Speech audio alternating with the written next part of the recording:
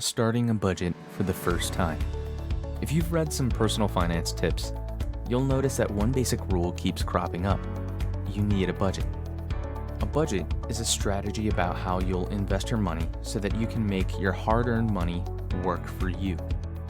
Budgets give your money a purpose and set spending limits for particular purchases, allowing you to manage your finances wisely. Developing healthy spending habits, putting money away for the future, and ensuring that the money in your bank account goes where it needs to go, all involve the development of a customized budget. However, how do you build a budget? It will seem difficult to begin your first budget, but this video will guide you through every step of the process. You'll discover how to budget, how to prevent popular budgeting blunders, and how to make sure your budget is one you can stick to. Jump right in, get started, and you'll be able to build a budget that you can survive on in no time. Number 1, find out why you need a budget. Just about a third of all households, according to surveys, stick to a strict budget. You've reached a small group of people who have agreed to a budget, and your decision will pay off. Budgeters are nearly twice as likely as spenders to say they have no financial concerns, and they are less likely to live paycheck to paycheck or struggle with money. Although budgeting is always a good idea, it's a good idea to set goals before you begin, because the reasons you're budgeting can affect the decisions you make during the process. The following are some of the most common reasons for creating a budget. Figuring out a way to save more cash. Lowering the amount of money spent on problem areas. Couples should put an end to their money battles. Ascertaining that your spending represents your priorities and values. Getting out of the paycheck to paycheck rut. Trying to stay away from wasting money you don't have. Getting yourself out of debt.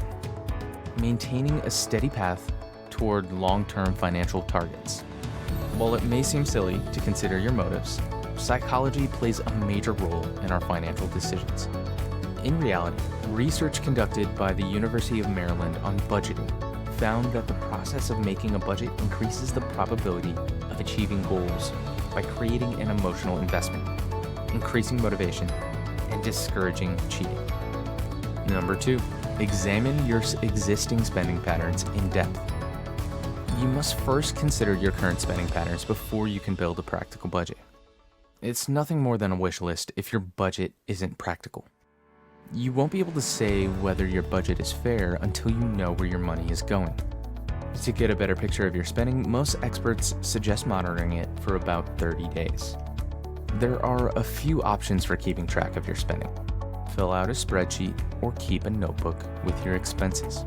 If you make a payment, write it down or type it into a spreadsheet. This is the most hands-on method, but it can be time-consuming, and you can fail to enter expenses if you don't do so right away.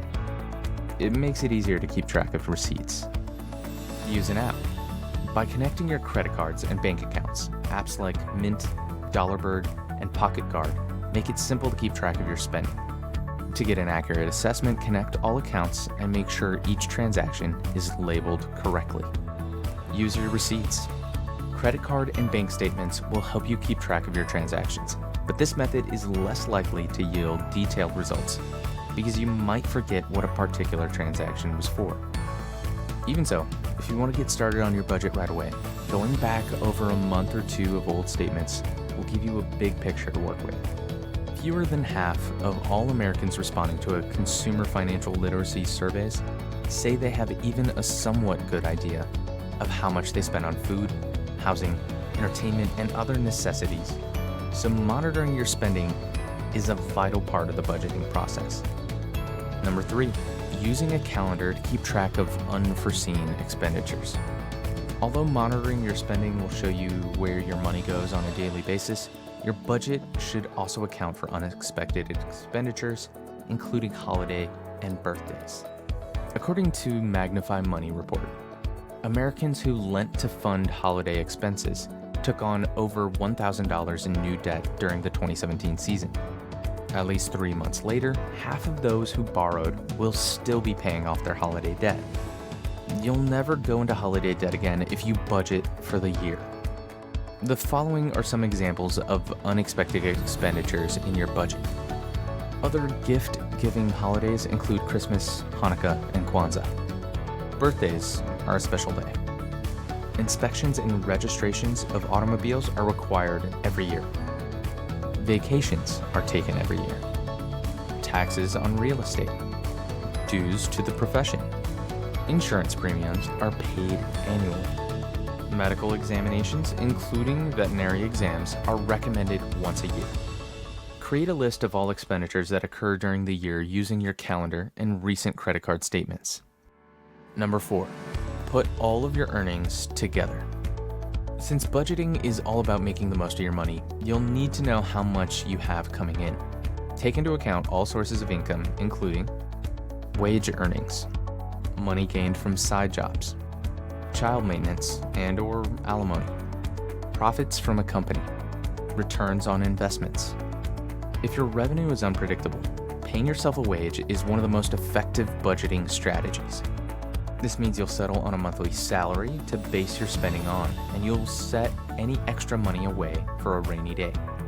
If you choose to create a bigger buffer and reduce the chance of overspending, the monthly income you select as your salary could be based on what you make on average, or what you'd normally earn in a bad month.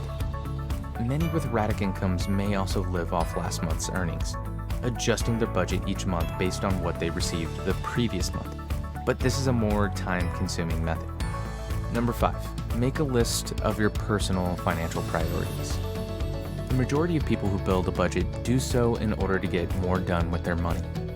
This normally entails reaching long-term financial objectives like putting money aside for retirement, putting money aside for an emergency, purchasing a home.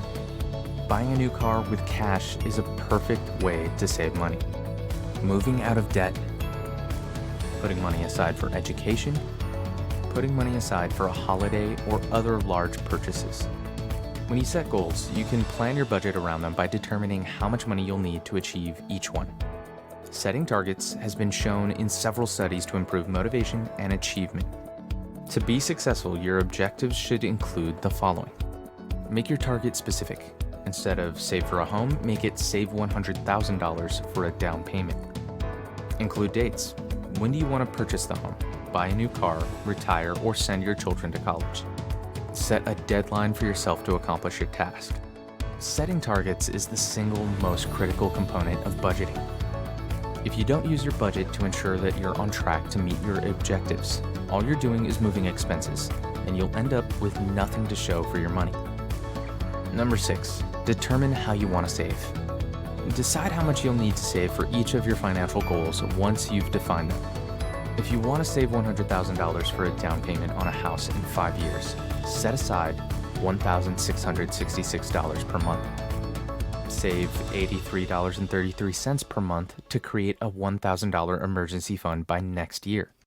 Create $440 in monthly installments if you intend to pay off $5,000 in debt at 10% interest by the end of the year.